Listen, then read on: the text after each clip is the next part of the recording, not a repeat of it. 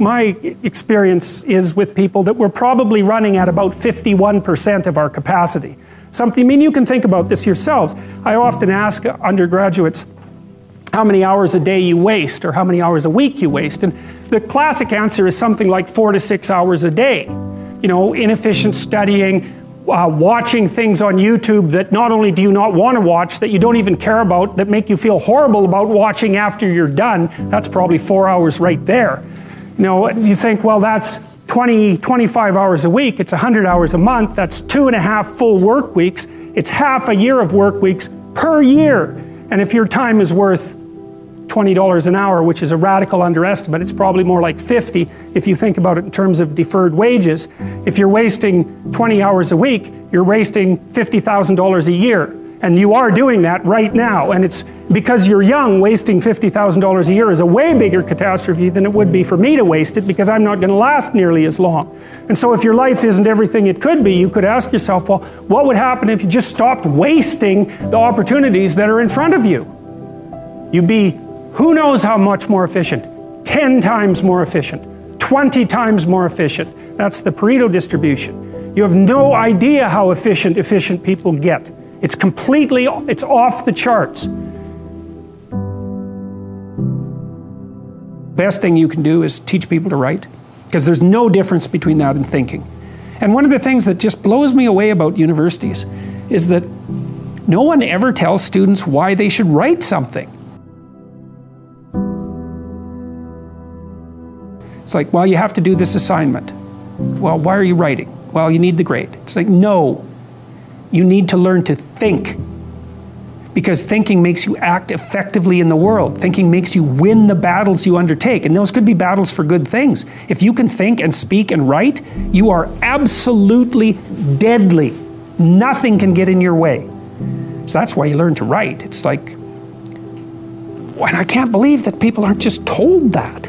It's like, it's the most powerful weapon you can possibly provide someone with. And I mean, I know lots of people who've been staggeringly successful and watched them throughout my life. I mean, those people, you don't want to have an argument with them. They'll just slash you into pieces.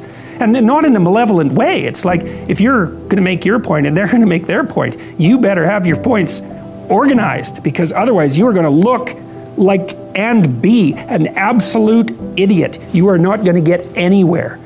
And if you can formulate your arguments coherently, and make a presentation, if you can speak to people, if you can lay out a proposal, God, people give you money, they give you opportunities, you have influence. Make a schedule and stick to it. Okay, so what's the rule with the schedule? It's not a bloody prison. That's the first thing that people do wrong. They say, well, I don't like to follow a schedule. It's like, well, what kind of schedule are you setting up? Well, I have to do this, then I have to do this, then I have to do this, you know, and then I just go play video games, because who wants to do all these things that I have to do? It's like, wrong. Set the schedule up so that you have the day you want. That's the trick. It's like, okay, I've got tomorrow. If I was going to set it up so it was the best possible day I could have, practically speaking, what would it look like? Well, then you schedule that, and obviously there's a bit of responsibility that's going to go along with that, because if you have any sense, one of the things that you're going to insist upon is that at the end of the day, you're not in worse shape than you were than at the beginning of the day, right? Because that's a stupid day. If you have a bunch of those in a row, you just dig, you know, you dig yourself a hole and then you bury yourself in it. It's like, sorry, that's just not a good strategy. It's a bad strategy. So maybe 20% of your day has to be responsibility and obligation, or maybe it's more than that, depending on how far behind you are. But even that, you can ask yourself, okay, well, I've got these responsibilities, I have to schedule the things in. What's the right ratio of responsibility to reward? And you can ask yourself that, just like you'd negotiate with someone who is working for you. It's like, okay, you got to work tomorrow. Okay, so I want you to work tomorrow. And you might say, okay, well, what are you going to do for me that makes it likely that I'll work for you? Well, you could ask yourself that, you know. So maybe you do an hour of responsibility and then you play a video game for 15 minutes. I don't know, whatever turns your crank, man. But, you know, you have to negotiate with yourself and not tyrannize yourself.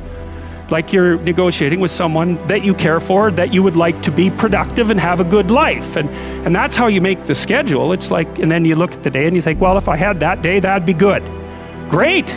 you know, and you're useless and horrible, so you'll probably only hit it with about 70% accuracy, but that beats the hell out of 0.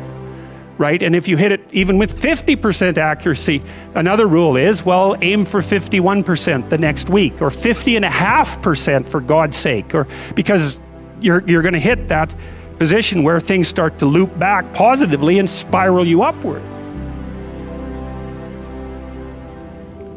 Well, and if we all got our act together collectively and stopped making things worse, because that's another thing people do all the time. Not only do they not do what they should to make things better, they actively attempt to make things worse because they're spiteful or resentful or arrogant or deceitful or homicidal or genocidal, or all of those things all bundled together in an absolutely pathological package. If people stopped really, really trying just to make things worse, we have no idea how much better they would get just because of that. So there's this weird dynamic that's part of the existential system of ideas between human vulnerability, social judgment, both of which are major causes of suffering, and the failure of individuals to adopt the responsibility that they know they should adopt. It isn't merely that your fate depends on whether or not you get your act together and to what degree you decide that you're going to live out your own genuine being. It isn't only your fate. It's the fate of everyone that you're networked with. And so, you know, you think, well, there's 7 billion people in the world. We're going to peak at about 9 billion, by the way, and then it'll decline rapidly, but 7 billion people in the world, and who are you? You're just one little dust mote among that 7 billion, and so it really doesn't matter what you do or don't do, but that's simply not the case. It's the wrong model, because you're at the center of a network. You're a node in a network. Of course, that's even more true now that we have social media. You'll know 1,000 people, at least over the course of your life. And they'll know 1,000 people each, and that puts you one person away from 1 million, and 2 persons away from 1 billion. And so that's how you're connected, and the things you do, they're like dropping a stone in a pond. The ripples move outward, and they affect things in ways that you can't fully comprehend, and it means that the things that you do and that you don't do are far more important than you think. And so if you act that way, of course, the terror of realizing that is that it actually starts to matter what you do. And you might say, well, that's better than living a meaningless existence. It's better for it to matter. But I mean, if you really asked yourself, would you be so sure if you had the choice? I can live with no responsibility whatsoever. The price I pay is that nothing matters. Or I can reverse it and everything matters. But I have to take the responsibility that's associated with that. It's not so obvious to me that people would take the meaningful path. You know, when you say, well, nihilists suffer dreadfully because there's no meaning in their life and they still suffer. Yeah, but the advantage is they have no responsibility. So that's the payoff, and I actually think that's the motivation. Say, well, I can't help being nihilistic. All my belief systems have collapsed. It's like, yeah, maybe you've just allowed them to collapse because it's a hell of a lot easier than acting them out. And the price you pay is some meaningless suffering, but you can always whine about that and people will feel sorry for you, and you have the option of taking the pathway of the martyr, so that's a pretty good deal, all things considered, especially when the alternative is to bear your burden properly and to live forthrightly in the world. Well, what Solzhenitsyn figured out, and so many people in the 20th century, it's not just him, even though he's the best example, is that if you live a pathological life, you pathologize your society. And if enough people do that, then it's hell. Really, really. And you can read the Gulag Archipelago if you have the fortitude to do that, and you'll see exactly what hell is like. And then you can decide if that's a place you'd like to visit, or even more importantly, if it's a place you'd like to visit and take all your family and friends. Because that's what happened in the 20th century. No one can live without a routine. You just forget that. If you guys don't have a routine, I would recommend, like, you get one going, because you cannot be mentally healthy without a routine. You need to pick a time to get up. Whatever time you want, but pick one and stick to it, because otherwise you dysregulate your circadian rhythms and they regulate your mood. Plan a life you'd like to have.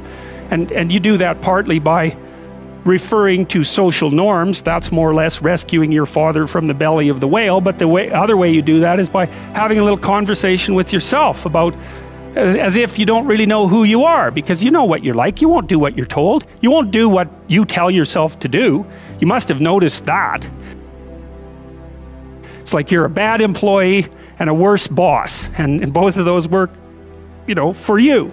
You don't know what you want to do, and then when you tell yourself what to do, you don't do it anyways. You should fire yourself and find someone else to be.